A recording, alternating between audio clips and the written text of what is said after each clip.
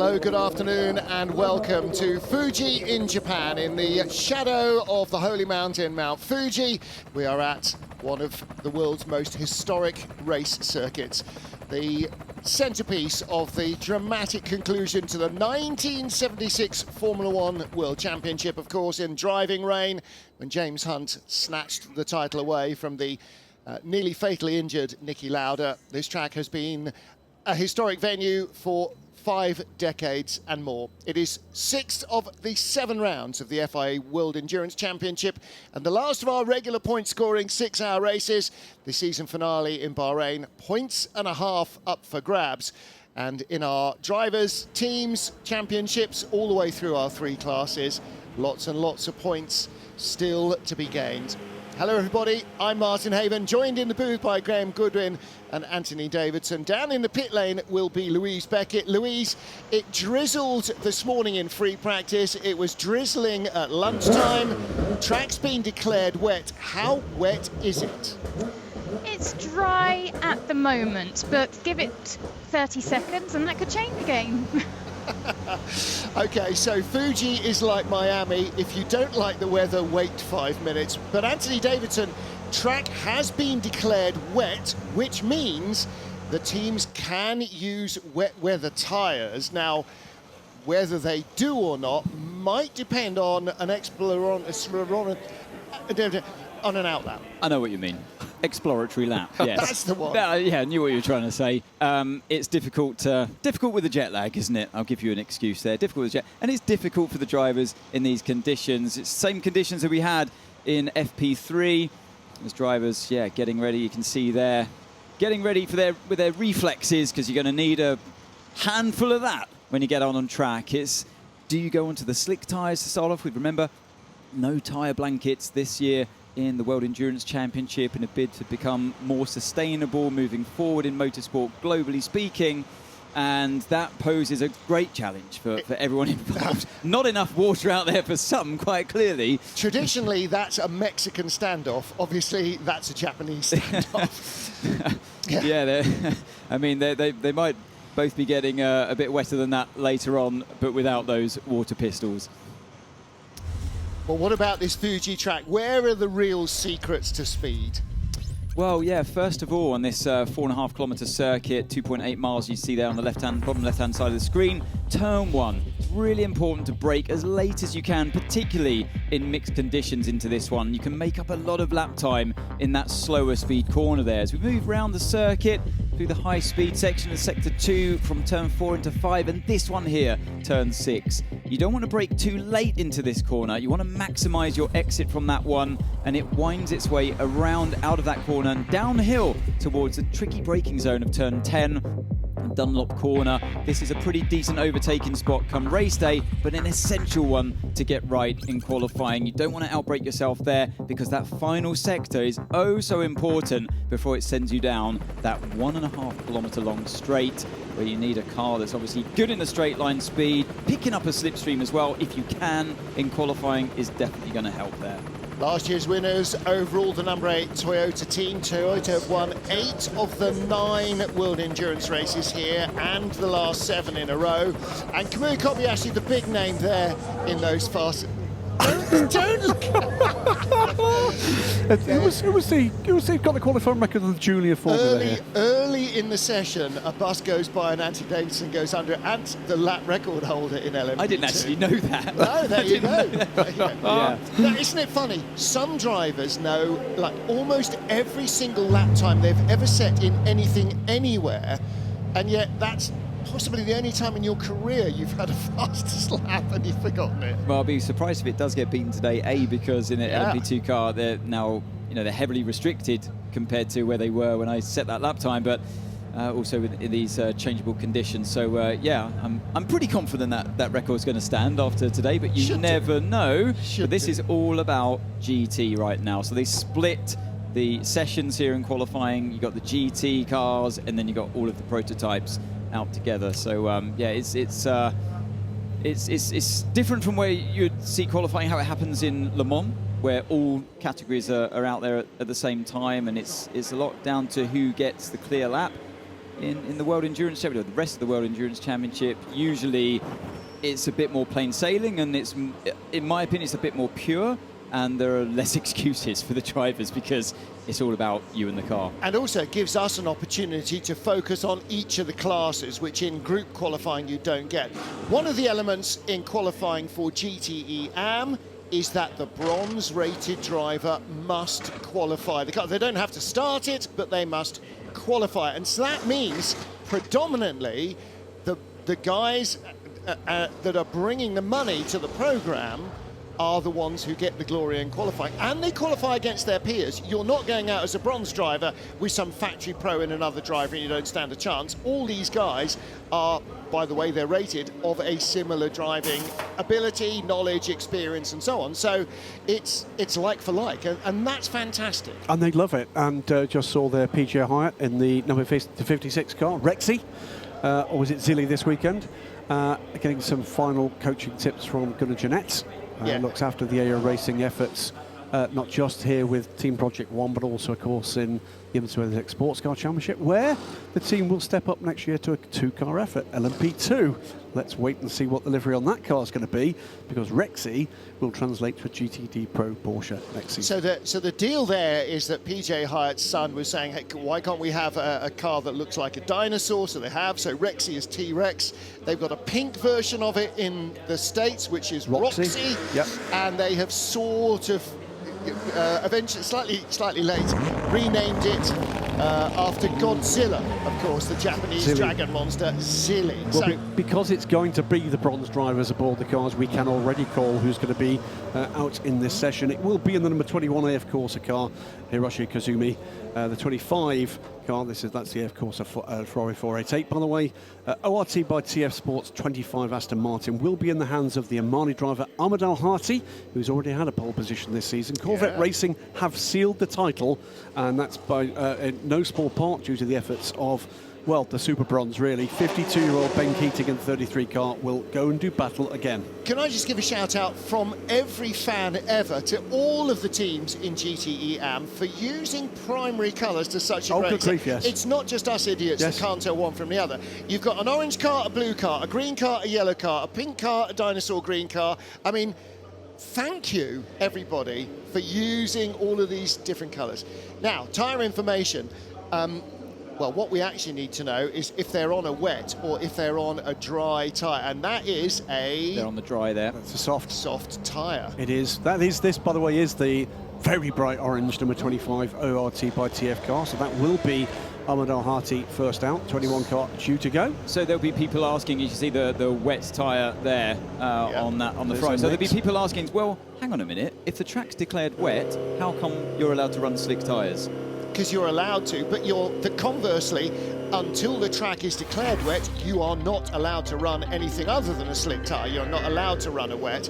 Even if it rains, you are not allowed to change onto wet tyres until the track is declared wet. 1 minute to open the pit lane, 1 minute to open the pit lane. Please remind your drivers about track limits.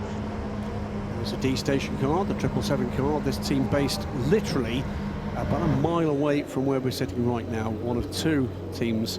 There is the wet and there is the soft, literally slick. A very visual conundrum as well. Which tyre do you go out on? So we've already seen We've already seen a split strategy from different teams. 30 seconds, and there are 30 seconds to open pit exit for LMGTE cars. Now the thing is, of course, it's safer to go out on the wet tyre, not necessarily faster. You can change tyre through this 15-minute session. The problem is you need to get, if you go on a slicks, you need 9, 8, 7, 6, 5, 4, 3, 2, 1. Pit exit is now open. Session has been declared wet. Please remind drivers to respect track limits. Any laps which are reported as being done beyond track limits or that we see will be within the possibilities immediately deleted.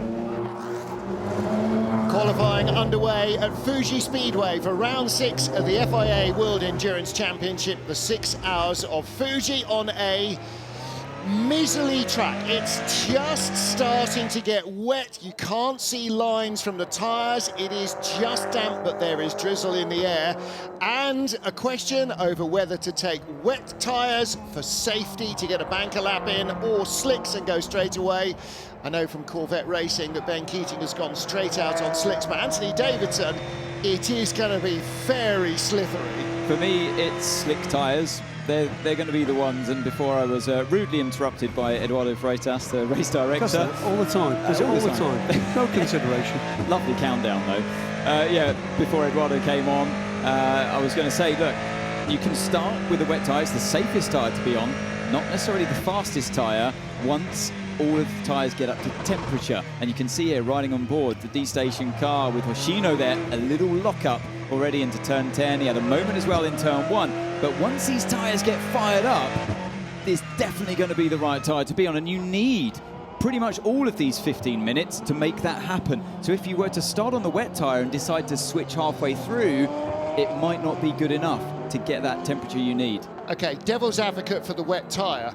You get a lap without exceeding track limits, then you get another chance on slicks. Update me on the track condition, take the risk, update me. There are some cars on slicks, to let you know, there are some cars on slicks. Christian Ried has already bailed out on his out lap and going, okay, I don't need wets, I need slicks. He is on the wet weather tyre.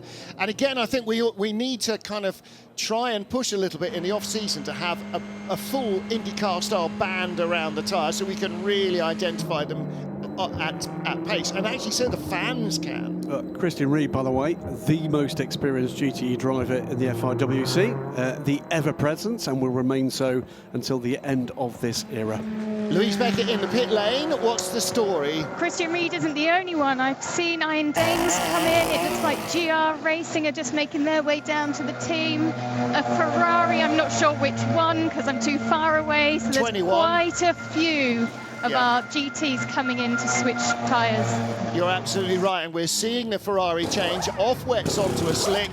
So the cars that came in are the 21 car you're looking at, 60 the Iron Links yellow car, 77 Christian Ried we saw come in, the 83 AF Corsa car, that's the chrome car, the Iron Dames pink Porsche, GR Racing's black and orange Porsche, Northwest AMR, that's the blue Aston Martin. They all came in to change onto slicks. Now the problem you have here, the drivers that have just come in and the teams that have changed to the slick tyre, what I was trying to say is that with 11 minutes 30 seconds remaining now of the session, they're 2 minutes or 2.5 minutes behind the others that are out there. And you can see desperately trying to weave around their car 57 through the final couple of corners.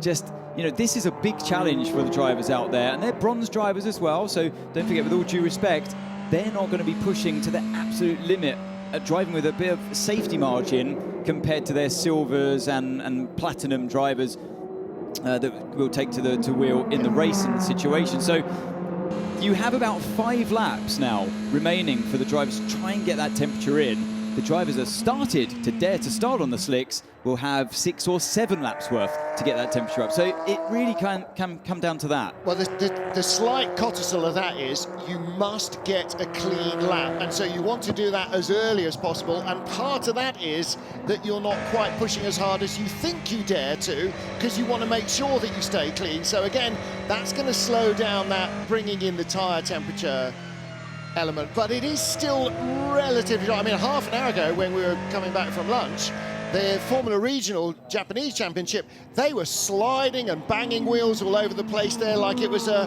Formula One Grand Prix. First times are coming in. They're not yet representative, but the quickest car at the moment is the number 25 car we got on the screen right now, Ahmed Al Hati, at 1:43.517, but he's already almost 3 seconds up on that pace on this, his second flying lap. Well, the Corvette team was saying that they reckon there's 4 laps in the tyre before you lose that new tyre grip.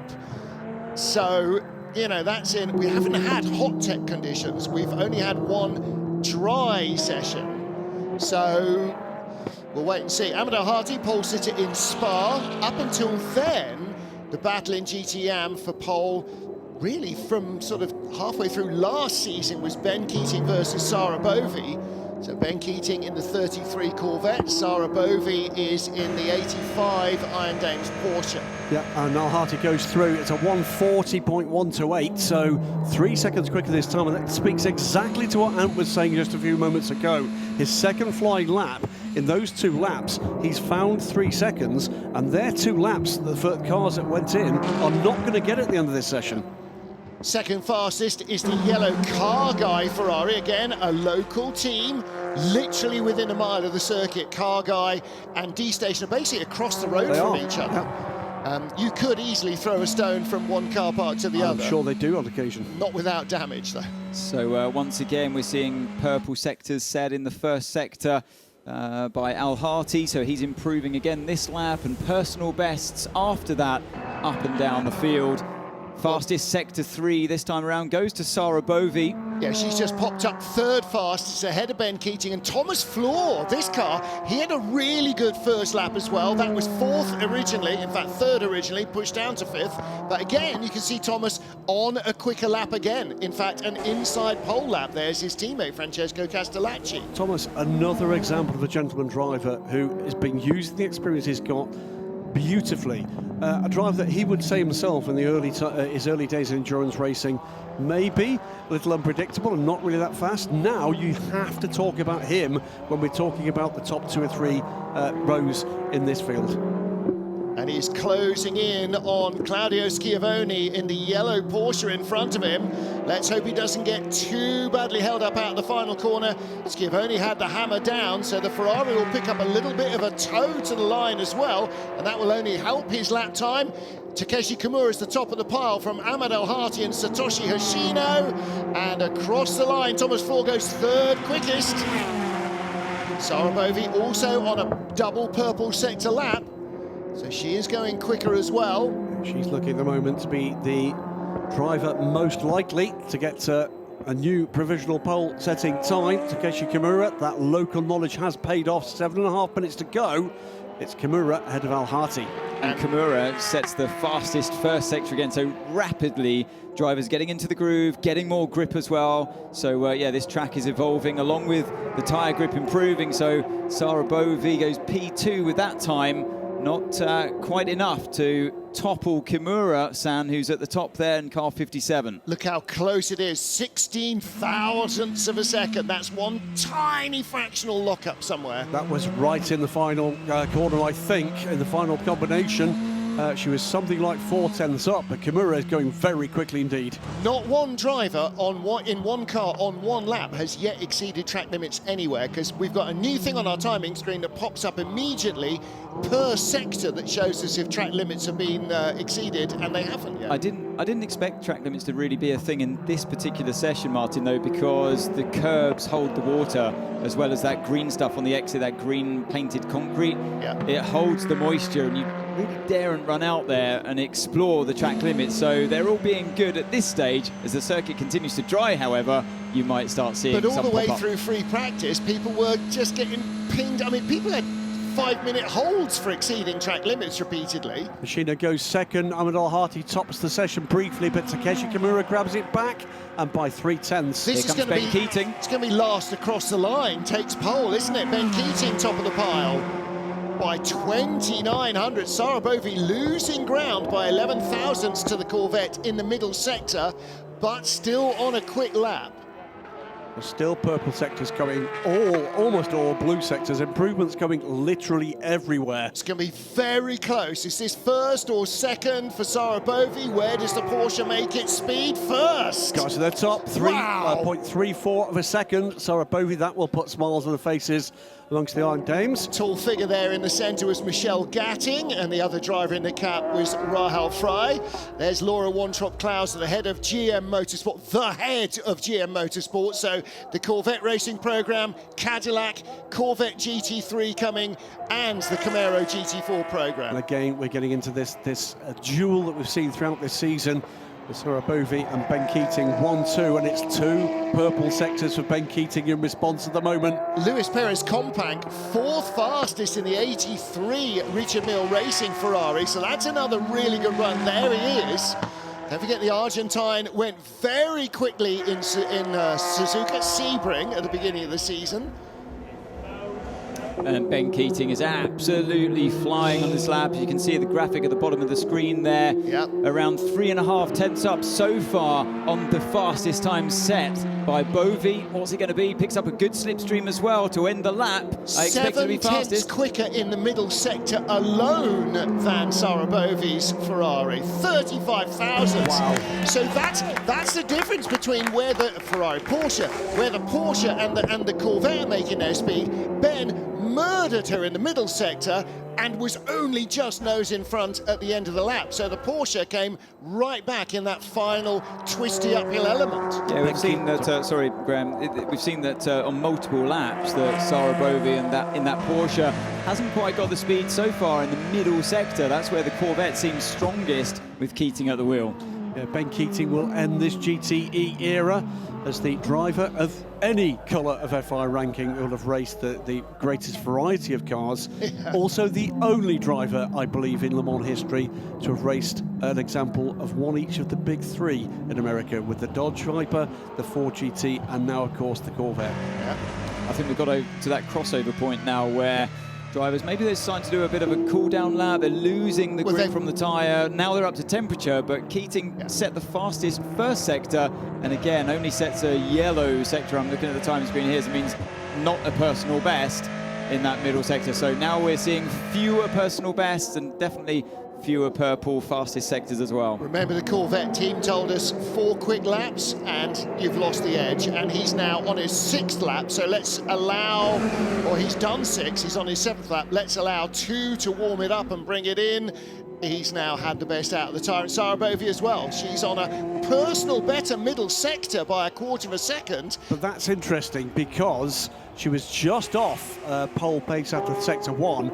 Personal best in sector 2. She's still got speed in this car. And there's this only could be 35 thousandths in it for pole. She made her provisional pole lap in the 3rd sector. Yep. Is it going to happen again? And that looked nice and tidy as well in the final sector. That's where she was fast before. Very she heads close. the line without that slipstream, but the team watch on eagerly in anticipation. Go on, go on. Now they're willing her across the line. Not enough, I don't think. No, not quite. Still 2 tenths behind that of Ben Keating. And the Corvette boys there looking on as well. The teammates of Ben. Nico Veroni and Nicky Katzberg, That's the a 2 lock up tall there. figures. Yeah. Lock up into turn 1, so it's not going to be this lap either, I shouldn't She's imagine. still trying. Minute and 50 seconds. Satoshi Yoshino having a good crack here at the front row of this grid, as is Ian James in this 98 car. He's just set an ultimate fastest middle sector. This is a good lap for Ian James. Absolutely. Currently 4th. There's an important sector to get right, as we saw before. No. Cross the Stays line, 4th. Quite a slow final sector to end the lap. And that losing the tyre in that twisty final element, that's where it's going to really bite you, isn't it? Satoshi Yoshino on a good lap as well. Yeah, he's had 2 personal bests. He comes to the line. What's it going to be for Hoshino? I'm not expecting to improve. Yeah, it's the final sector is catching them all at this stage. Row 2 is an Aston Martin row 2, but yeah, it looks like everybody's given up the edge of grip that they had that makes the big difference. What about PJ Hyatt? How close does he get? 7th is he for the going to move moment. up? Oh, a good lap from him. Yep. Not enough. Again, he has not got any more pace, so remains in 7th place. Kessel's Takeshi Kimura is 5th, ahead of Luis Perez Companc. Then PJ Hyatt, Christian Reed, that will be row 4. Thomas Floor and Michael Wainwright, row 5. Ahmed Al-Hati, who was fastest in the 25 ORT by TF Aston, a second off now. So after improving on his first 2 or 3 laps, no more to be found. He will be 11th, ahead of Hiroshi Koizumi in the 21 Ferrari and Claudio Schiavone in car number 60, the yellow Iron Lynx Porsche. So Hoshino-san, again with a better first sector.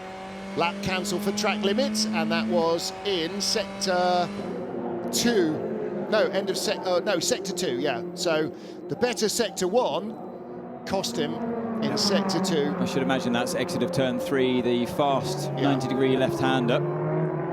The checkered flag is out. That was an improvement from Hiroshi Kazumi in the 21 AF Corsa car. Puts him up to 5th place now. Excellent. So that's an improvement there. An improvement as well from Mike Wainwright, who switches places with Ahmad Al-Hati for 11th in the 86 GR racing car. Here comes Keshi Kimura. No improvement there as he crosses the line to complete the session. One of several cars to top this session in the 15 minutes. Still some quick sector times coming, but I don't think that overall time is going to be at risk. Keeping an eye, though, here, gentlemen, on Luis Perez Companc, who is on a quick lap time for him. He sits in 7th place. There is potential for him to move up the order if he can carry on this progress. Well, if he could find 1500ths of a second, that would be 1 place. 2/10 would be 2 places further up the grid. It is very tight. Here he is. Don't forget, if you are watching on TV rather than on the WEC app, if you sign up for the app, not only can you watch all the content that is included, but you also get some very good timing that you can use to follow things live as well. Corvette Racing's Ben Keating has the top spot. Luis Perez Companc comes across the line from 7th, and does he find an improvement? He does not. No. And the final car that hasn't taken the checkered flag, I just saw pulling into pit lane in the back of the shot. That is the 77 Dempsey Proton Racing car. That completes the order, and it is another pole position for Ben Keating. Another fantastic duel between Keating and Sarah Bovey, and separated another time by less than a 10th of a second. And by the way, just very quickly, want to say congratulations to Danny Binks, who has been such a familiar face in Corvette Racing's garages across the US and the world for so many years. Just inducted into the Corvette Hall of Fame. Was he? Yes, he was, Oh, just that's last brilliant. week. So, Well done, Danny. lovely, lovely man, and as synonymous with Corvette Racing as Doug Feehan over the years. But pole position in GTE Am for Corvette Racing. And there is the Iron Dames Porsche. Penultimate time for seeing those colours on that car as well, because next year, Iron Lynx and the Iron Dames will be running hypercars and GT3s for Lamborghini. Let's hear from Nikki Katzberg. Nikki Katzberg, that was a long wait. I mean, Ben must have set that lap a good 3 minutes before the end of that session. That was great. So many different people taking the lead, but he did it. It's as always him and Sarah putting on a good show. So we had to wait until her last lap to be finished. But yeah, Ben did an amazing job. To be fair, I didn't predict him on pole because we were struggling quite a bit with the mixed conditions, but he once again delivered. So super, super happy with that. Forward to tomorrow. Oh yes, we are. Thank you. 52 years old, Ben Keating, and as boyishly enthusiastic as he ever was. Such a pleasure to be talking about progress, that a guy like him, with the personality he's got, with the skill set he's got, with the drive he's got, with the success we've seen for him and the crews he gathers around him, whether or not it was with Aston Martin the last 2 years, Porsche, Ferrari, Chrysler Viper, the Ford GT, and now with this fabulous Corvette. And that's only the WEC side of it. That's just the Le Mans side of things. He's got a full IMSA program going as well. Corvette Racing and Iron Dames, row 1. All Aston Martin, row 2, with D-Station and Northwest AMR. Then an all Ferrari, row 3, AF Corsa and Kessel, ahead of the Richard Mille 83 car and the 56 Rexy Porsche. Then Dempsey Proton 77 and GR Racing 86, AF Corsa, ORT by TF and Iron Lynx. So GTE Am is done. Then we move on to our next session for LMP2 cars, because we have 3 classes, we have 3 qualifying sessions. Next season there will be 2 classes, Hypercar and GT3, and again they will be separated, but the cars will be more numerous, particularly in the Hypercar category. Just thinking back to that last comment on the GT qualifying we've just seen there, Sarah Bovey putting together her best middle sector right at the wrong time. Yes. If you added up her best sectors, I think she could have toppled Ben Keating's best lap. I don't know whether Ben, yeah, he put 2 purples together and a personal best on his pole lap. So Oh, some frantic work going down here. And, You're right, she would have taken it by 2/10. Yeah, she would have had it. So it's even closer than we thought for Iron Dames there. It's interesting that not one car is fastest in 2 sectors. So fastest first sector of the entire session went to the Corvette. Fastest second session of the entire sector of the entire field went to Ian James in the Northwest AMR Aston Martin, and the fastest car in the third sector, Sarah Bovey's Porsche. So that again shows that different cars make their speed in different ways on the same track. Okay, it's a very light scrap on this first set, right? All we want to do is just take the top off, like the lightest you can be on it. Just, I mean, basically no lateral load. Yeah, copy. If only we could use someone who's quicker than a P2 car around here that can explain what that was all about. Nonce around as gently as you can. We want to just take the mould release agent off the tyre and park it for the start of the race. So that, I mean, it's just going to be the least out of out laps, isn't it? Yeah, exactly. Pretend you've got a puncture, come back in. Don't lose too much time, but don't take anything out of the tyre. Just goes to show, you know, that forward thinking, the preparation you need to make for race day. And of course, you know, that's the day where you walk away with by far the most points. There's 1 point awarded for pole position in each class, in each category. So, you know, it is important in a very closely fought championship battle. You do want that extra point, of course, but you're always thinking of where you get the big points, and that's Sunday afternoon. And what we're talking about there is deliberately not starting to put any kind of heat cycle into the tyre. Bring them back as cold as they left us, just scrub off the coating on the tyre. Gives you that extra bit of bite, little bit of extra bite when you slap a new set of tyres on in the race. Before, when we had the tyre blankets, that wasn't really an issue, and you never really saw that happen. It's quite a new phenomenon in LMP2, and you can even see on these Goodyear tyres the sticker tyres, as our American friends would call them, because they quite literally do have stickers. Still a bit of an old school way there on the Goodyear tyres. But otherwise, how do you tell the difference? They're all round and black. Genuinely, you know, 3 different compounds, you would never know. Oh, you mean between new and old? Because obviously you have just the one compound with the LMP2 tyres. But yeah, you do actually have stickers placed on at one random point on the tyre, so they need to be taken off as well. Well, no, because you need the barcode. Oh, I see what you mean, yeah. See, you just see that on the left rear of the United. The sticker has a barcode on, and as well as the information of what the tyre is, what size, what compound and everything else, so that when it's not mounted on a rim, you know what it does. You scan the barcode. The barcode scanner also tells you when it was made. Yeah. Who cares? Well, actually everyone cares, because tyres have a finite shelf life. Like fruit, they go off. They don't get softer, they get harder. They're chewier. Yeah. I'm going to say, by the way, we got a couple of shots of some of the trackside photographers, public and professional. You had a bit of a moment yesterday via one of your mates. We've got something a bit different trackside in the photography front. An ex-teammate of yours here working, which is pretty amazing, really. Yuji Kanemoto? Yeah, Yuji, yeah. It's I was surprised to see him hanging around trackside with his camera lens.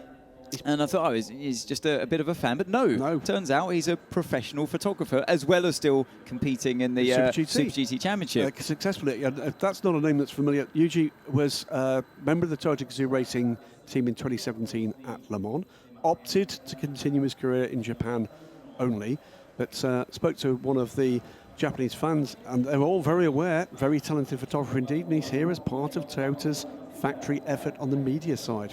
Fantastic little story. Not the least likely career progression for a racing driver. Nightclub DJ in Ibiza might be. By the way, another quick thing, we talked about the GTEs and 2 races to go in the WEC. 30 seconds, under 30 seconds to open pit lane for LMP2 qualifying session. 2 races to go for LMP2 in the current iteration in the FIA World Endurance Championship, with the exception of the Le Mans 24 Hours. We watched Dorian Pat, lady, she's not. Gonna say hello, hello. 10, 9, 8, 7, 6, 5, 4, 3, 2, 1. Pit exit is open. LMP2 qualifying session has started. Please remind drivers they need to respect track limits. 15 minutes to qualify for LMP2 underway here at Fuji Speedway, round 6 of the FIA World Endurance Championship, and the number 10 Vector Sport car leads the field out.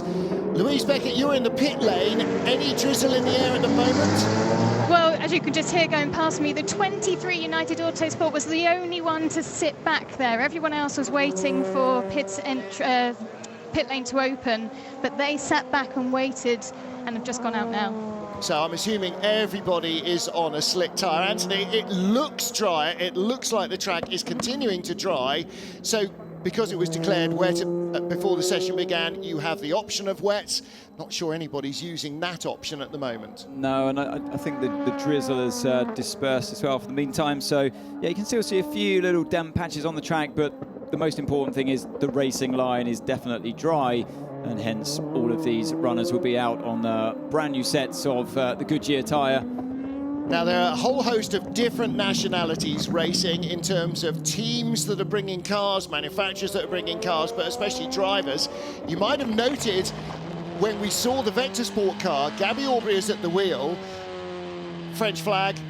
We've got a British flag there as well, and Thomas Kaiser, a blue and red flag with a little gold crown. Now, many people might wonder, well, what on earth is that? It's the flag of Liechtenstein. It is indeed, and another new name, another new nation this year for the FIA World Endurance Championship, alongside Angola, of course, or Andrade in this class too. And it's been a huge part of the FIA World Endurance Championship. We'll be sad to see it go, understand it, and frankly, I agree with the reasons why it will take a pause whilst there's such an amazing array of hypercar machinery coming. But we will continue to see these cars racing on in Europe, in Asia, in the United States, and in Le Mans. So we're seeing the Alpine there, car 36, continuing to circulate with Vaxivière at the wheel. And we've seen this a couple of times in LMP2 this season. So the majority of cars coming in to make that change, like we heard from the team radio beforehand, a nice easy lap, scrub those tyres just ever so gently for looking at the start of the race. And it seems to be, for whatever reason, the cars that change onto these sets of tyres, these new sets, second set, they seem to be the ones that enjoy slightly better track conditions, if it stays dry, of course, towards the end of the qualifying session with 12 minutes still remaining. So you'll see the likes of Vaxivière, the guys that have stayed out there, setting purple sectors and the fastest lap times initially, but then they seem to run out of puff towards the end. It's a very hard track on tyres, this one here at Fuji, and I do expect, for whatever reason, I need to speak to one of the LMP2s, maybe they won't tell me the information because it's so secretive, but it has seemed to be a common trend this year that the teams later out will be the ones that benefit towards the end of the session on that second set. Gabby Aubrey and the Vector Sport car there setting almost a complete fast lap and then came in, so he's actually done 2 out laps on that set. And he's one of the drivers that springs to mind quite recently. I forget which circuit it was. They went out early. They did what Alpine did. Alpine coming now following them in, but they committed to staying out there, and it looked like right until the dying minutes of qualifying that he had pole position, and it was just snatched away from him. I think it was pulled him out. I think it was pulled him out right at the end. It was Prema controversially, after being pushed back in the pit lane, allowed to keep the lap and beat them to pole by thousandths of a second. Going to say as well, as we watch Charlie Jarvis, Gabby Aubrey, I believe the last test that for the Isotta Fraschini hypercar, had his first opportunity to drive that car. We're waiting to see whether or not that car is going to get a nod for next season and impress the team greatly. So we'll listen to what's going on with the 36 Alpine. Donc copy mate, box in this lap for new tire. Copy box, copy box. No, the peak was there with this tire pressure. The peak was there now. Okay, copy mate, copy. We will have lower tire pressure for next set. Manage it. Okay, so that was just before we saw him coming in. So he was saying the tyre pressure was too high, so they're going to just take a pound or half a pound out. Sorry, Martin, that's not what you want to do to a brand new set of tyres. Straight out, locking up, trading that flat spot potential all the way into turn 1. It looked fairly innocent, stayed on track, but you can easily end up finding that same flat spot again that it's created when you arrive at that corner in anger. next time around. Here's the number 34 car from Inter Europol, just about hanging on to that, Albert Costa, isn't he? The winners at Le Mans from Poland. I don't think that's a sentence that anybody's ever had a chance to say before, so it's well worth saying again. Second quickest at the moment, but this is like it suddenly started raining. This is a really wild final sector from Albert Costa. Still going to be quicker, I think, than Ollie Jarvis was. Yeah, overdriving that car there, and you know, you can get away with it for one lap, but if you're looking for a second lap out of those tyres, it's not ideal. There's a bit of, as well, something flapping on the side of that car. It had numerous contacts, didn't it, during aggressive over that curve. He had numerous contacts in FP3. 2 drivers from that car crew of 3 called up to the stewards room after the session, but yeah, here in qualifying, really hustling the car around a little bit too much, I'd say, at this point. One for contact and a clothing malfunction. A wardrobe malfunction, that was the phrase I was looking for. Graham Goodwin. We got to, I thought I heard Louise asking for... She was going to, and then she bailed out. Louise Beckett, do you have words for us? Well, Alex said everything I was going to about Inter Europol. See, never tell him anything. He'll steal your thunder. So the Inter Europol, we got to the bottom of what happened with the gloves, I take it, that they were not penalised for it because off camera, Cooper realised he got picked up the wrong gloves and asked for the new ones. So that was explained and no penalty. There we go. So as we thought at the time, there was a driver change, yes. and yeah, Kuba Schmachowski had got in with ragged black gloves that frankly you'd barely use to work on a classic car, and then change them for actual, genuine, proper-looking, bright yellow gloves. I mean, how he couldn't tell the difference, I don't know, but anyway. Ollie Jarvis on a hot lap here, and sets 2 fastest outright sectors, Sector 1 and Sector 2. Looked very neat and tidy, exactly how the last sector needs to be driven round here. Heads his way down that long, almost 1 mile long straight towards that start-finish line. What's it going to be? Pole position at the moment for Jarvis with a 1 minute 32.7. And it takes forever to get to that start-finish line, doesn't it? It's like, you know, Monza, you're barely out the parabolica and you've crossed the finish line. Here, you're almost in a braking area for turn 1 before you get there. Vector Sports, second quickest for Gabby Aubrey. That was an improvement, but not quite enough. He was quicker in Sector 3 than Jarvis was. And a fresh scrub set going on for Albert Costa. Not too quickly, actually. It didn't look like it was planned, did it, this pit stop?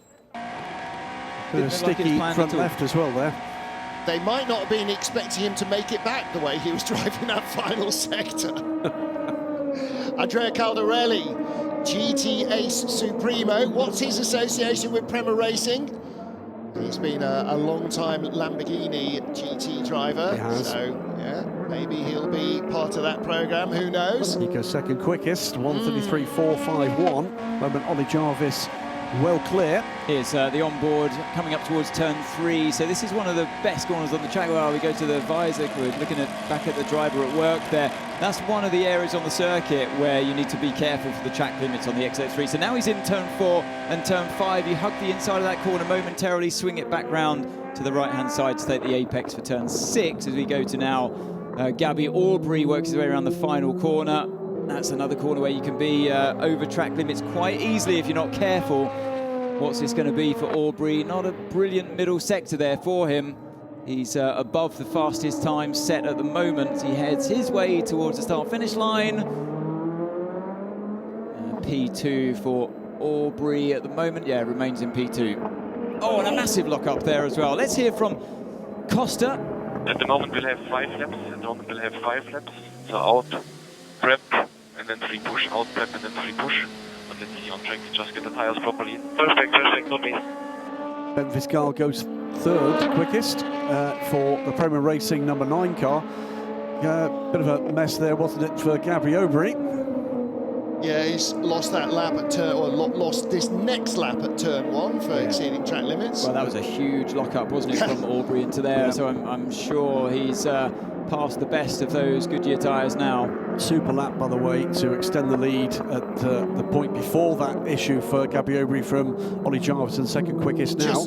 Just missed that Phil Hansen has gone second quickest. Yes, I was about to say that. And, so United 1-2, Vector Sport third from Prema and Prema, and... So this is a good lap here. This is Louis Delatraz. I know you can't see purples there anywhere on the screen, but on the official timing screen, I'm seeing he set the purple, the best middle sector, and goes top. So yeah, he quietly snuck up there, didn't he? He did, half a tenth. What about Pietro Fittipaldi? He's had some very good qualifying runs. Here he is in the third, 28 Jota car, not 38. Now this car at the moment, quite a long way down the order, 3.5 seconds back nearly. So this will be a massive improvement. Phil Hansen as well, pushing hard. Phil Hansen on a great lap here as well. Personal best first sector, best sector of all in the middle sector. Fittipaldi goes fourth. Phil Hansen, a couple of weeks ago, set his first ever pole position in the European Le Mans Series. Surprises me that was his first. Yeah. Could he be in the mix here for a bit of a double? Yeah, moment looks good. Driven a great lap here. Didn't get to see a lot of that final sector, but obviously a lot of lap time can be made or lost there. What's it going to be as he crosses the line? Yeah, goes pole top position for now. But going quicker still behind him, and in the third sector as well, Louis Delatraz, he's a 10th up on even Phil Hansen's best time. It's a 1:32.182 is the best time to beat. Here, though, comes Louis Delatraz, and he's got 2 purple sectors. Right, absolutely flying. He's really in the groove now, isn't he, Louis Delatraz? Yeah, close to the limit on the exit of the final corner, but he was clean out of 16. Long wait for the time. This is where the rest of the team aren't breathing. No. Not enough. No, drops a couple of tenths in the final sector. We saw this at the end of the session in GTE. It was pretty edgy going through turn 1 there. Yes, the last sector is the first one where you start realising that you haven't quite got the same grip that you had before. You can get away with it on the higher speed section of the circuit, sector 1, sector 2, but it's corners like this one here through turn 13 and then 15 and into the final corner here in 16, where you really need, there's so much lateral going on in the car that you need the grip to be there for you when you're braking and accelerating and cornering at the same time. Number 23, United Autosport's Ollie Jarvis, has just been through the pit lane. He has been in and out, so he is on an out lap at the moment. So is that a new set of tyres? It's too late, surely, to get a flying lap here with a new set. Because there's 2 minutes 30 and it's only a 1:30 lap, so he can put in another lap. I'm thinking, so if it's new tyres, they're cold tyres. Yeah, but this is his out lap. He'll finish that. He'll have another build-up temperature lap and should get to the line before the checkered flag for one flying lap. Yeah, well, we will see. It's a roll of the dice. It may be all he's got left. We have, though, got Ben Fiscal now on a purple sector in sector 1. Just by a handful of thousandths of a second. This is going to be one to watch. Also on a quick lap at the moment is Pietro Fittipaldi. And Ferdinand Habsburg that we're watching here on target to be top 3. Yeah, he's set 2 personal bests there on this lap, and they're pretty competitive as well. Not the fastest sectors, but if you can put it all together, it could land you right at the top. What's it going to be here? 6 for him. 6 for him, okay, yeah. 7 tenths off. You're right, though, the rhythm of that lap was looking very encouraging. Looked like the team were expecting a little bit more as well. Think so. I think they were reading the same that I was, but yeah, Ben Fiscal, a good first sector, as you said, Graham, but yeah, drops a little bit in sector 2. Pietro Fittipaldi pretty close after 2 sectors to pole position time. What's going to happen in sector 3 this time, though? He drops time as well, so no improvement from Jota.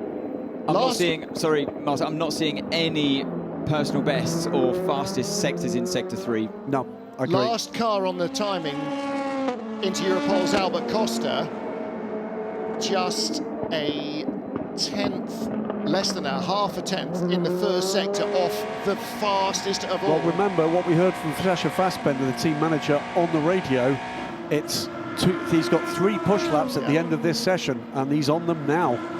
Now then, where's 23? Coming to down the straight is 23, Ollie Jarvis for United Autosports. Currently 3rd fastest. Purple first sector for Pietro Fittipaldi. Here we go. Right, and Jarvis passes the line with 30 seconds to go. So this is a one-shot wonder for Ollie Jarvis. Can't lock up in turn 1. Pietro Fittipaldi for Jota. No, lost a lot of time in sector 2. Hansen is responding to what he perceives to be a threat, or the team perceives to be a threat, by going purple. Wow. In the first sector as well for the current professional pole setter.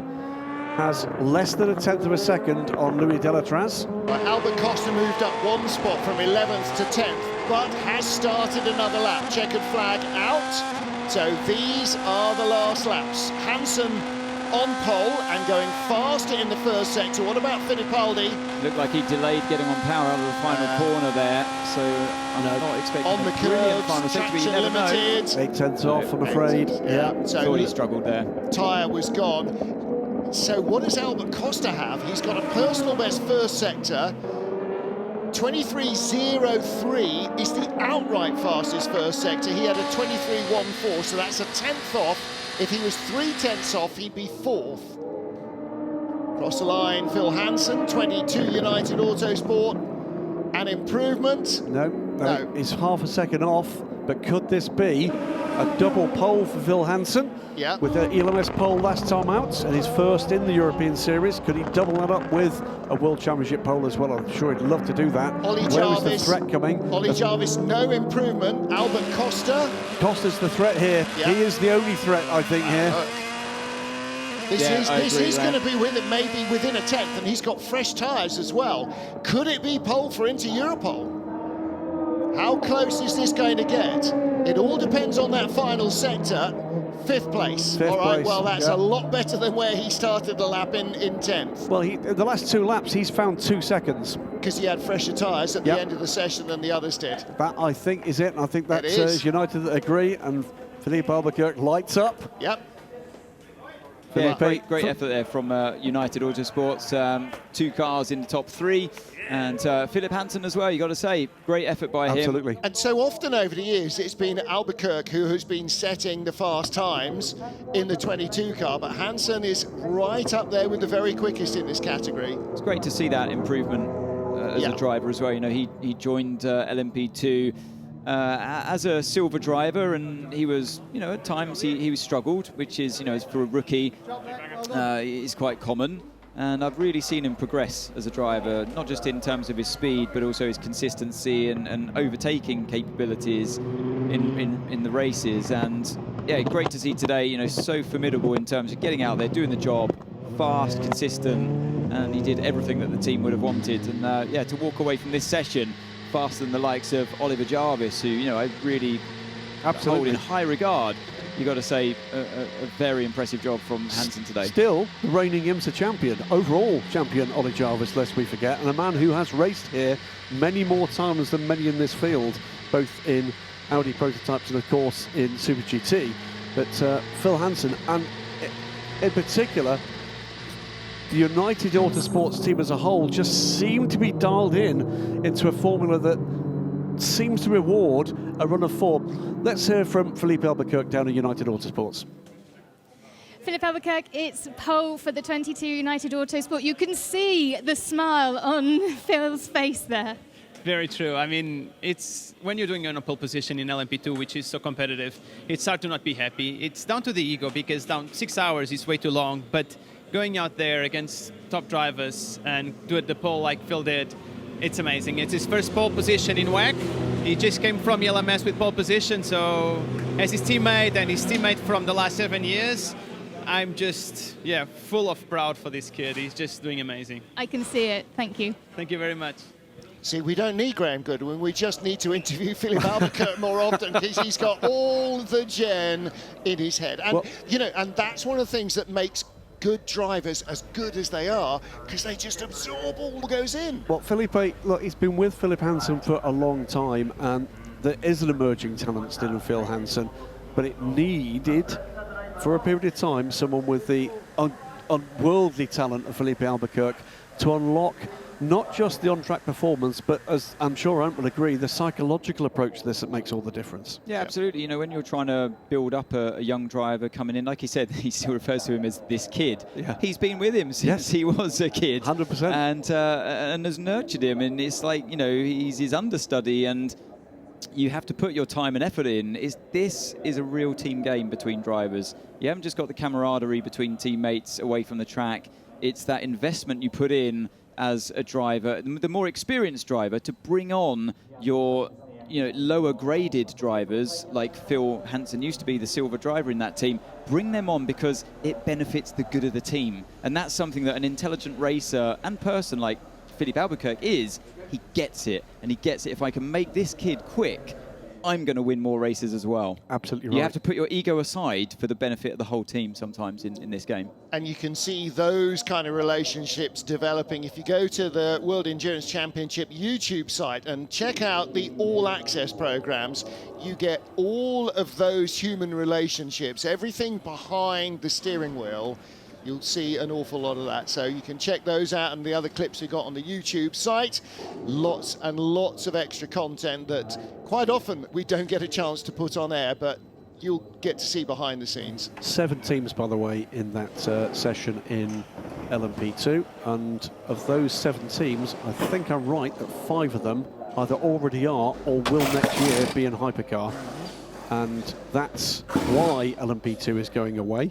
For the WEC, again, not at Le Mans, but WEC. That's great to hear the progress that's happening there. We know something of what's going on for the other 2 teams. That's Inter Europol and United Autosports. There is still storylines to emerge. But we move now to where they'd all like to be. Now, this is interesting. Track is declared wet. That's really interesting. Especially in hypercars, because what this means is Peugeot are allowed to run a slightly earlier deployment of their hybrid power. On dry tyres. And they're on the dry tyres. So what does that mean? It means that the rest of them can deploy at 190 kilometers an hour. That's when you can effectively have a pure 4-wheel drive hypercar for most of the teams. But Peugeot run a different width of tyre compared to the others. Slightly wider front tyres, slightly narrower rear tyres compared to the likes of Ferrari that we see on the screen here. So they have different deployment of energy for different speeds. When we started this season, it was at 150 kilometers an hour for the Peugeot in the dry or wet, and then for the Ferraris, Toyotas, everybody else, it was 190 kilometers an hour. It's still 190 for the majority. It's now shifted to 135 for Peugeot if the track is declared wet. Big advantage if you're on those slick tyres. So they put the slicks on, they can still have their 135 Could that make a difference? kilometers an hour deployment. In a qualifying format that has been so close. I think for Peugeot, potentially the track needs to be just a whisker more slippery, just to take that outright edge of performance away from the likes of Toyota and maybe Ferrari. But it definitely throws a little spanner in the works somewhere. And yeah. Sorry, the final bit of that information is I missed. If the track's declared dry, it's still 150 for Peugeot. So it's only when the track's declared wet that they get this this allowance with their different size tyres. But you have some drivers complaining, saying, "Hey, if it's a damp circuit and you can go onto the slick tyre, that means that, like in this kind of situation, but especially when the track is actually damp, like we saw in the start for the GT cars, when the track's actually damp, the 4-wheel drive, imagine, it gives you that extra energy through all the tyres because you're putting energy through the front wheels as well as the rear, and you can gain so much extra temperature, and they switch on and you can be seconds quicker than anybody else. So they haven't got the exact conditions they would have liked, but the track is declared wet, and that's a very important message for Peugeot. And we did see at the end of free practice, when it was getting a bit drizzly and slippery again, Peugeot was just driving around everything. They caught, passed and pulled away from the car number 8, wasn't it? The Toyota with Buemi at the wheel, who was pushing. And it was very clear to see. 1 minute to start Hypercar qualifying. I remind you the track has been declared wet. All cars with rain lights on in low mode. Please remind drivers they need to respect track limits. One single lap in GTE Am, one single lap in LMP2 deleted because of track limits. That's not bad. I mean, a lot of times this year in bone dry conditions, we've barely been able to keep up. It has been easier to say who hasn't lost a lap. Under 30 seconds. So this could be very interesting. Jean-Eric Verne, in a pre-event press conference yesterday, was talking about how big a deal their first WEC podium was in Monza, what a boost it's given to the team after a year of grind. 10, 9, 8, 7, 6, 5, 4, 3, 2, 1. Pit exit is now open. Pit exit is now open. Qualifying for Hypercar in Fuji. Track declared, wet, rain lights on. You are free to use slicks or wet weather tyres, and the speed of four-wheel drive hybrid deployment for Peugeot, perhaps critically, is reduced to a minimum speed of 135 kilometers an hour. That's 83 miles an hour. Now, in racing terms, maybe only 2 corners on this Fuji circuit have a minimum speed lower than that. That would be the turn 10 hairpin and maybe turn 11. Beyond that, you can pretty much deploy anywhere. Is this the golden opportunity for Peugeot to snatch apart? I think the track is too dry. Very dry looking at the moment, but it's not the end of the session. But I think you know, the Toyota looked very quick in the dry conditions in FP2 yesterday. It's the driest the track's been, and yeah, I expect in these kind of conditions, it's going to, once the tyres are all up to temperature for everyone, the Toyota looked to just have the edge over the competition. The Jota actually was up there as well. They were running within the top 3 pretty much all the way through FP2. And the Proton Porsche was quick as well. The LMDH cars, the Caddy and the 2 Penske Porsches, didn't seem to quite have the pace. And again, Penske Racing here don't quite seem to have the pace with their 2 963s. They were certainly off the pace in the last 3 practice session. This is where it counts. They all could be looking for a little bit of space, and yes, that's a little bit. Peugeot's not giving up any ground there, is it? I'm not sure you could see him at all there. Yeah, the flashing of the lights there from car 50 with Nick Nielsen at the wheel, just to say, hey, I'm around you. This is going to be Stop weaving interesting around. in turn 1. So 93 and 94, Mikkel Jensen and Loic Duval. Is that Mikkel Jensen there weaving, or was that Loic?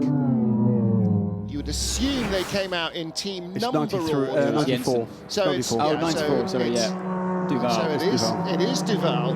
Dear, rookie error. Or was it? So Mikkel Jensen, we're on board in car number 50 with Nick Nielsen, and James Collado follows him. Mikkel Jensen, the first of the 2 Peugeot 90Xs to get to us. 98X. Since Monza, we've seen a real change of speed for the Peugeot team, but I'm not sure it's going to be quite enough to topple Toyota. They're so strong around this track. How long was Alex Lynn having to wait to pick up the throttle there? That was like a pedestrian driving. So long between brake and applying the throttle there, because it's... The problem is for the hypercars, they do have the most grip, they've got the most downforce, therefore they need the hardest construction tyre out of all of the other categories we've seen so far.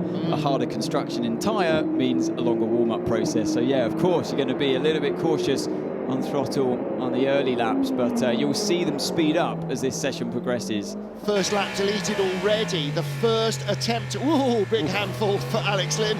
First attempt at a flying lap from the Proton Porsche of Jimmy Bruni, pinned at turn 1. There you go. By the way, the Cadillac, the first hypercar in this new era to register on the Richter scale. And on the fanometer. Absolutely. Sounds brilliant. Again, look how pedestrian these cars are. The tyre's still nowhere near operating temperature coming out of turn 12. Yeah, you can see how tentative the driver is. You know, it's a very digital process. The car's snapping around. And you just got to be patient. You know, you have the time. You got another 10 minutes to go. Let's hear from James Collado in car 51. Okay, mate, the sister car in front is going to do 2 prep laps. Remember to prepare the exit if this is your push lap. I'm going to stay on target. Tyres aren't ready. Tyres aren't ready. So I'm not going to be pushing this up. And again, you know, you can see from the number 6 Porsche here, Kevin Est not pushing. Fred Mako has only just left the pit lane in car number 5.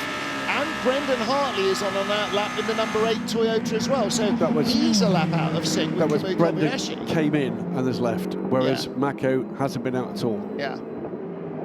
Louise Beckett in the pit lane. Any sign of rain? Well, no, just picking up on Jimmy Bruni, I think, well, he did come in. I know they went out on wets initially, came in, and I think that when he got pinged at turn 1, he was on a fresh set of slicks.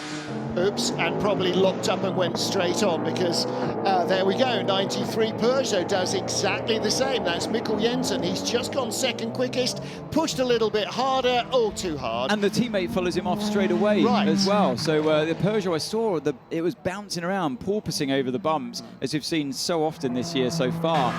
Both struggling under the braking into turn 1 and straight off the track. So Antonio Felix da Costa goes to the top of the timing scoring screen at the moment with 9.5 minutes to go. It's a 1:29.436, but... Purple first sector for Alex Lynn in the caddy, who has finally got some heat in the tyres. There you go, and beginning to see purple predicted times as cars come through and improve their first sector times at the moment. Anthony, the difference between the Hertz Team Jota and the Peugeot is having heat in the tyres. A full second. There's a second covering this field in the dry. Yeah, I mean, like we've heard from James Collado, you know, he's going to be patient out there and wait because he doesn't feel that the tyre is quite ready at this stage. It's interesting from his engineer saying, look, remember to prepare coming onto the straight. So you can take quite a wide angle of attack around that final corner when you're preparing a lap to propel yourself down the straight. You sacrifice the speed you carry through the corner to get you onto the straight and elongate it as much as possible by going super wide. And what was also interesting was that he was being warned that his teammate in front of him was not on a go-for-it lap. So be prepared, he may not come out like a cat out of a bag. Felix da Costa improved his time to extend his lead here, but that was bettered by new provisional pole setter Alex Lynn, caddy, to the top of the timing and scoring in the first car into the 128s. Second car into the 128s is James Collado in the Ferrari. First time Cadillac have raced here. Let's hear from the team. Alex, you can do 2 more push. Gap ahead is 4 seconds. Currently P3, 29.1 is the pace. Well, now, we were saying, wouldn't it be interesting if we got a real left field pole position? 7 minutes, half the session left, plenty of time for Toyota to use their knowledge and experience and rise to the top.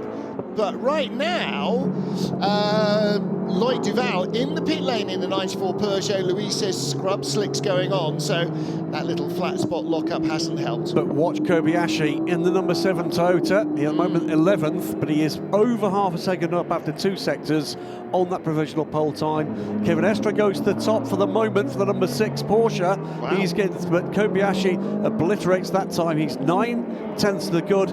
First into the 127s. This time it's a 127.794, 0.893 of a second ahead of Kevin Estre. Alex Lynn in the Cadillac, 0.97 off pole at the moment. This was a better lap until the final sector. That's so often the bugbear here. You have to have the car trimmed out for speed because at least a third of the length of the circuit is just the main straight. But that means that you die 1,000 deaths down here in the really tight and twisty stuff. Just see a few spots falling there on the windscreen of Jimmy Bruner's Proton competition car, and I'm sure the drivers out there will be praying that it doesn't rain because they're just getting literally up to grips and getting a better feeling in the car at this stage. 10 of the 12 drivers will be praying it doesn't rain. Exactly, yeah. In the One of Peugeot, them. they're going, come on, do the rain dance, do the rain dance. All they need is one lap at the end where they can, well, they can't because these guys already set fast laps, and so they will stand. So Kobayashi's the one that will be praying for rain because he set his time. He's sitting there at the top of the timesheets at the moment. He's not just set his time, he's improving his time in both sectors. He's gone purple in both sectors again. Jimmy Bruni crosses the line. It is an improvement in time, but he stays 7th. Is Brendan Hartley going to go second quickest? He should do because he's only just a whisker behind Kobayashi. There's the 7th. Kobayashi coming through. Kobayashi No doesn't improve his time. So I don't know what happened in that final sector there. Hartley goes second. He was, yeah, Kobayashi was only 77,000 slower than his previous best. It's a good session at the moment from Porsche Penske Motorsport. Yes. They sit third and fourth now with an improvement from Fred Makovecki. And it looks like Alex Lynn is done in the caddy. 5 minutes. Is that time for another set of tyres? Are they going to bother with another set of tyres? Because that's putting a heat cycle into a set you'll need for the race. Hartley quicker in sector 1 than Kobayashi has been. Here comes a 51 Ferrari. What can they do about this? Answer, no improvement from James Collado. Again, the final sector. The two Ferraris in the final sector, identical split times to the 1,000th. Remember, this is the one circuit on the WC Canada this year that they have raced at that they did not test at prior to the race meeting. Yeah. So Loic Duval with a better lap. He's currently last, or 12th as I'm sure he'd prefer to call it. He is improving after that lockup and a change of tyres. Fred Mako 4th, Kevin Esch 3rd. Improvement here, not going to happen. But what about Fred Mako in the second of the Penske Motorsport cars? There is indeed no improvement from Kevin Est. Ooh, lots more drizzle. I don't think we're going to see an improvement from Fred Mako here either. Maybe that's why the final sector is letting everybody down, because that's where the rains arrived. Where the rains arrive, and it's also the part of the track we need the most mechanical grip as well. So yeah, I'm not seeing any fastest third sectors from anybody out there. And Nick Nielsen's on a pretty decent lap here, just riding on board with him now. So let's keep an eye on how his time, does it improve in that final sector or not for him? He needs it. Yeah, he doesn't. No. He went from being on after two sectors, half a second off the provisional pole time. The third sector, 1.7 seconds off. Yeah. I think everybody is bailing. The Cadillac came in, they'd seen the writing on the wall. 93 Peugeot's in. Tristan Vautier saw weaving down the straight. So he's trying to find something in the van wall, but that's not happening. Nobody's going to improve. It's time to park it and call it a day. 3 minutes remaining in the session. All you're going to do here now is make a mistake and potentially bin the car. Well, the other telling one here, two telling cars here, actually towards the bottom and topping the scoring. Jimmy Bruni, currently 9th quickest. He's 6/10 off pole. That would be good enough for second at the moment before the third sector that seems to be catching everybody out. Jimmy crosses 6 seconds off. That's how much worse it is now. Yeah, he forgot to drive between the end of Sector 2 and the end of Sector 3. And the next car that will show us again that issue is going to be, just clears it now, Loic Duval loses about 4 seconds in the final sector. Now, the only thing it's not drizzling, it's raining. Yeah, the only thing that you could say, too late for Peugeot to claim pole, unfortunately, because it started dry and then went wet too late. The only potential advantage for doing another lap or two in these conditions is, for the teams that have not raced here before, and that's almost all of them, you've got another lap or two in these conditions of knowledge and experience, and actually that might make a difference to keeping it on the island in the race or not. Yeah, the one thing that Loic Duval did do, by the way, that last lap is lifted himself from 12th to 11th ahead of the number 4 car. Again, on board with Loic Duval, you can see how much wetter it is even than the last lap. Still got good sound to it, the Peugeot. But yeah, it continues with the troubles, doesn't it, the ride quality.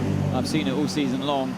Now, here is your pole man, Kamui Kobayashi, as I'm sure Duval's working his way around to come back into the pits here. No point being out there with the track this wet. But yeah, nice experience for him to understand that if you do have rain in the race at any point, how long can you stay out there and survive? Good scenes for Toyota at their home circuit, though. Kobayashi, another pole position for him and the team, car 7. And interesting as well, moves them ahead in the championship points-wise compared to car 51 that they were level with as they came into qualifying. Car 51 was in 3rd position in the championship because they've got 1 less win, but they were even on points with car 7, not anymore. Yeah, so you could see the faces, couldn't you, at Peugeot? They were bitterly disappointed with that performance. Yeah. I think they're right to be bitterly disappointed. Well, and the rain arrived too late to, you know, it might have been, if qualifying was about to start now, it could have been a real fairy story for them. But again, Kobayashi just nails the qualifying laps, doesn't he? He just does it relentlessly. Yeah. Qualifying and machine. Also got it in, got it up to speed immediately. And when you're in a, you know, pocket of weather like this, if you get a dry moment, you've got to go with it and you've got to get the lap. By the way, that little weave at the beginning of the session from Loic Duval in front of the two Ferraris, stewards have announced earlier that they will be examining that. So there we go. You are allowed to weave around to warm your tyres up, and I have to give him benefit of the doubt. He didn't see the Ferraris to his right-hand side, so it'll be an interesting discussion in the stewards. I don't think anything will come of it. It's just maybe asking more from the team to let him know there are other cars around you as well. It has to be a team effort to help the driver in that situation, because you do have many blind spots from inside these cars. So pole position for car number 7. Kamui Kobayashi there in the background, Jose Maria Lopez. Didn't see Mike Conway in that shot, but here's the 3rd driver of that car. And to win the title, basically they, or indeed the 51 Ferrari team, pretty much have to win the next 2 races. So, yeah, there is a lot at stake. Fred Makovic there you saw, 4th place and 3rd place on the grid, and all Porsche Penske Motorsport Row 2. That is by some margin their best qualifying performance of the season at a track they've never visited. That for me is the biggest surprise of that session, is they were pretty much nowhere this morning and come out and actually I think if it had stayed dry they could have pressed harder there. They were looking very strong in the 1st and 2nd sectors, and Porsche Penske Motorsport will be absolutely delighted. Now, the one stat I didn't look up was how many pole positions have Toyota had here in 9 previous outings? 6? I can't remember. I'll double check it. But I was going to say, after Le Mans, this is the circuit that means the most to Toyota. You know, if they want to get pole and win the race anywhere else other than Le Mans, it's going to be this one. So yeah, they'll have some happy fans, happy bosses and drivers, and as a team as a whole. Well, happy boss, because he's just set pole position. Let's hear from him now.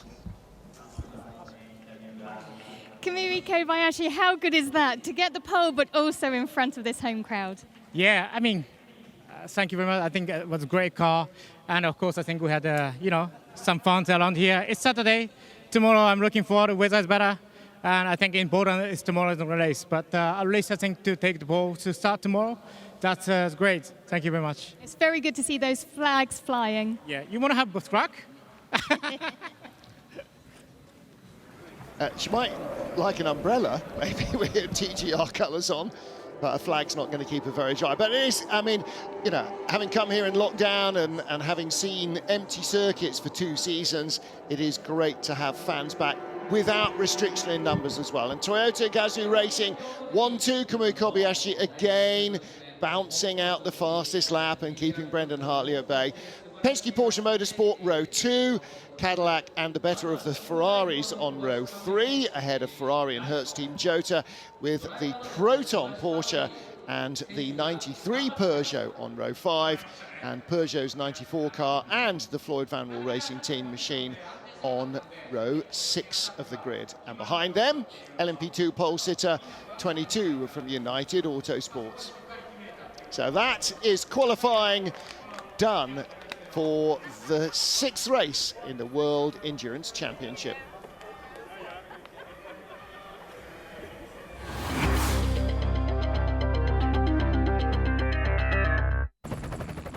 Qualifying at Fuji as ever, broken into 3 classes. GTE Am first, with the bronze-rated drivers, the ones who were doing the qualifying, and as ever, a battle royal on what was a slick track at the start of the session.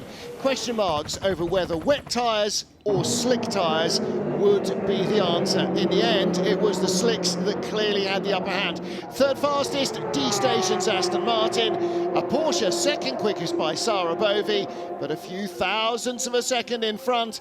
The lap of Corvette driver Ben Keating. Again, the battle between the yellow Corvette and the pink Porsche boiled down to who had pole, and it was Keating, who claimed his 3rd of the season. Track was drier in LMP2, and it was definitely slick tyre weather right from the start. But a number of teams trying to just put a little bit of wear onto brand new tyres. At the end of the session, Ollie Jarvis in the 23 United Autosport car, having been in the top 2 and fastest early on, ended up with 3rd. Number 41 from from WRT taking 2nd fastest. But on top of the pile, United Autosport's Phil Hansen, his first ever pole in World Endurance Championship, a week after his first ever pole in LMP2 in the European Le Mans Series. And finally, into the hypercar class. Track dry, no question again at the start of this session whether slicks or wets would be the right answer. Although one car did go out on wets nevertheless, maybe just to scrub something in. Penske Porsche Motorsport, their best qualifying result of the season. 4th and 3rd place for Fred McAveety and Kevin Est. And it was an all-Toyota front row, as many had expected and anticipated. Brendan Hartley in the number 8 car that leads the standings and won at Le Mans, 2nd quickest. But it was team principal and driver Kamui Kobayashi, the king of qualifying for Toyota Gazoo Racing, who claimed pole position here. He will lead the field away in Sunday's 6 Hours of Fuji. That is a repeat pole position for the number 7 car. They set the first pole position in Hypercar here last year, which astonishingly was the first time a number 7 Toyota had set pole at this race. So they've doubled up. They have a 100% record of pole position in the Hypercar era. So how many poles in total have Toyota I'm trying to establish that, struggling a little bit. Well, that's going through 9 years of Wikipedia, so I didn't expect it to happen overnight. But yeah, very happy Toyota Gazoo Racing team. For everybody else, pretty much expected that Toyota were going to lock out the front row, I think, Anthony. The surprise, though, is that it was Porsche Penske 3rd and 4th, and Cadillac 5th, actually. So, again, teams that have never been here before and are in their first year with the cars. So, an all-French conversation on the pit wall there. We're not going to gain a great deal out of that. What I was more surprised by, Ferrari's lack of performance or Peugeot. It's strange that they've all suffered together, but also the Hertz Team Jota car behind the Porsche Penske Motorsport cars as well. Quite a bit of lap time there. Yep. But it was all about this man on screen today. And as soon as I saw it was dry enough for them, I thought that Toyota might hang on to that advantage I saw in FP2. So yeah, we'll see what tomorrow's weather brings. But I would say if it's a dry race, it's looking likely that Toyota could make it 9 race victories here out of 10 appearances in their history. So yeah, a very strong team as they've been all season long. Great competition up and down the grid though, up and down the different categories. I think our closest battle tomorrow could actually be in the GTE class.